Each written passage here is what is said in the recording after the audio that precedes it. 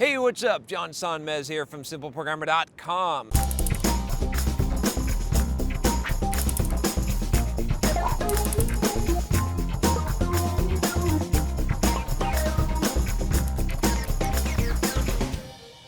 And today I have a question about niching down. How long should you niche down? How long should you specialize down?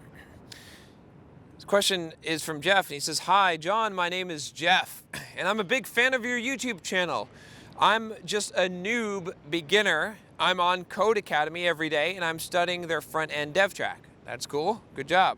"I'm planning on attending Hack Reactors boot camp within the next 15 months. I really want to be a kick-ass JavaScript dev, mean stack, and all that stuff." That's good. You got some goals here. All right. "Can you tell me what are a few lucrative specialties for JavaScript devs? Once I get enough experience, I want to niche down, like you've talked about before on your channel. Also, how many years of job experience will it take me to get to the point where I can niche down? Any advice will be greatly appreciated." Okay, so I'm actually going to answer this question, and one that wasn't asked. So, how long before you can niche down? That one I can answer real quick, and then I'm going to talk about how long to niche down into a particular niche, because that one's been asked a lot. So first of all, when should you niche down? When should you specialize? Right away. From the very beginning, pick some kind of niche or some kind of specialty. In fact, that's when it's most critical. And the reason why is simple, is because when you're starting out, you've got a lot of noise. You've got a lot of people competing. Everyone is sort of doing their thing. And how are you going to cut through that noise? How are you going to get your name out there? How are you going to get people to notice you? You got to be doing something different. You got to specialize. You're the small fish in the big pond, right?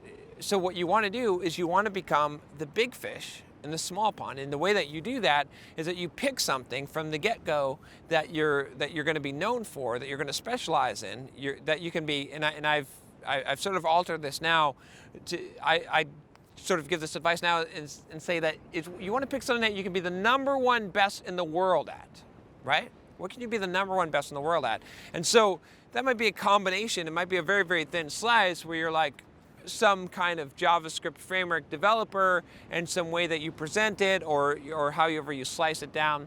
I'm not going to go into all the details of exactly how to do that because there's a lot to that, but if you're interested, you can check out my course on how to market yourself as a software developer, where I do go into the details of building a personal brand and how to go about doing that and really focusing on your specialty.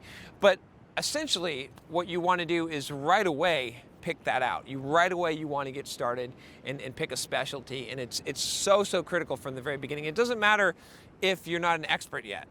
Like, you can chart your journey on your way to becoming an expert, and if you pick a thin enough slice, to become an expert in that thing is not so difficult, right? So let me give you an example. I don't know why this example just came into my brain, but I guess because I'm on a Facebook group with a bunch of people doing ketogenic diets, and they always post cheesecakes on there because that's like one of the treat things you can do on a high fat. You can make it very low carb.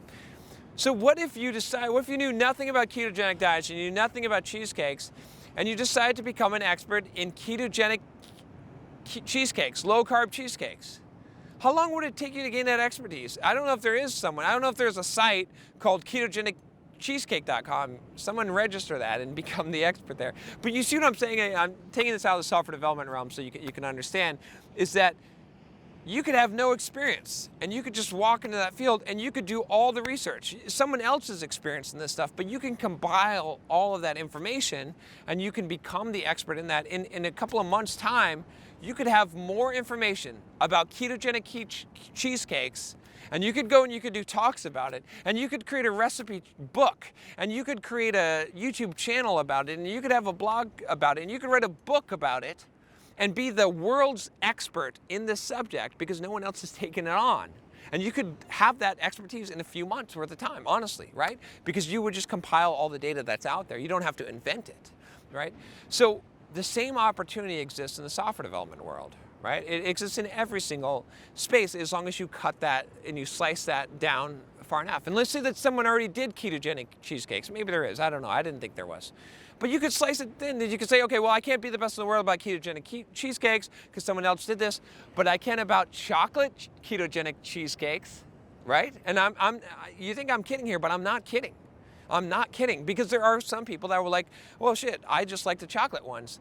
This guy is an expert in the chocolate ones. He has every single recipe for every single chocolate one, and he's experimented with them.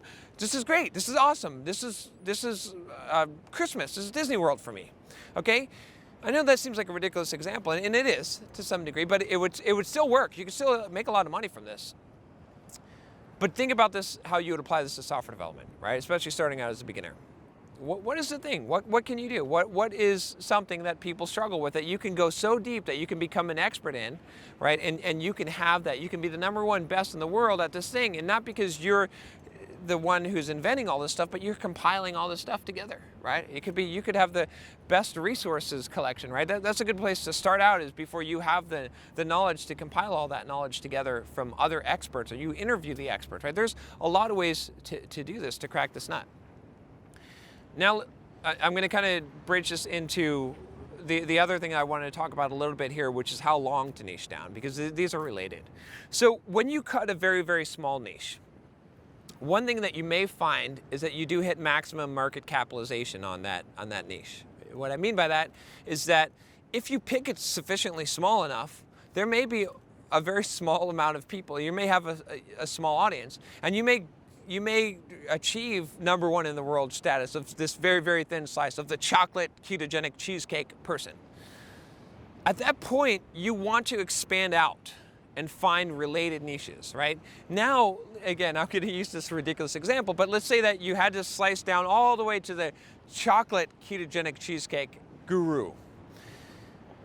Now you gained a big audience, you gained a big following, you've maximized that market, you are that guy or gal. Now maybe you can expand out to just ketogenic cheesecake, right? Maybe now you can dethrone the #1 person, or they've given up, and you've got enough momentum, and you can do that. And then maybe you're like, you know what? I'm going after cheesecake. I'm not even going after I'm going after cheesecake, right? Because you've grown. You've got 1 million subscribers on YouTube that are all want your ketogenic cheesecakes, and you're like, you know what? Let's take it to the next step. Let's just be the cheesecake guru. Let's be the cheesecake god. Let's do that, right? You can do that.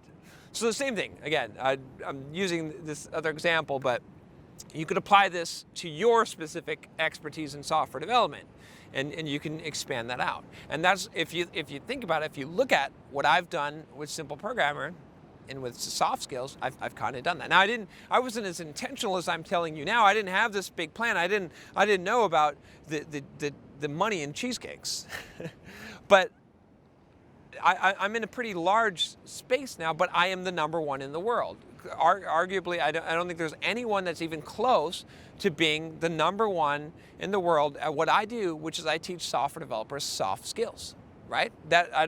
Name me someone else, right? I've been able to and it's a fairly big pond, because it applies. I have a huge audience. It applies to a lot of developers, a lot of people, personal development, personal growth for software developers, right? So not that there's no one in the space, but had I started there with this very broad, right? You've seen these videos, I do a lot of different topics. Had I started there, I would have had a very, very difficult time to getting traction. I did start with smaller niches, and I expanded out, and that's what you want to do. But definitely start small. Again, if I were starting over, I would have started way smaller of a very, very, very focused niche that I didn't do that when I actually did, because I didn't know what I was talking about. But I'm telling you, and I'm saying from experience, as a beginner starting out, pick a niche, do it right away, make it very, very, very small, and then later expand it out as you keep on moving from pond to pond, and where you're always going to be the big fish in that pond. That's the key. You got to find the right jumping point when you jump to the next pond. And what's the next pond for me? Well, next pond for me will probably be to extend to maybe all of IT professionals, or maybe to just go straight mainstream, to say, okay, I'm going to take personal development and take it to the mainstream. Like there's bigger ponds for me. I'm not ready to jump to that pond yet, but when the time presents itself, I will. If you like this video, if you'd like to get more videos like this, go ahead and click the subscribe button below. I do about 2 to 3 videos a day here on this channel. Get it while it's hot. and click the subscribe button. I'll talk to you next time. Take care.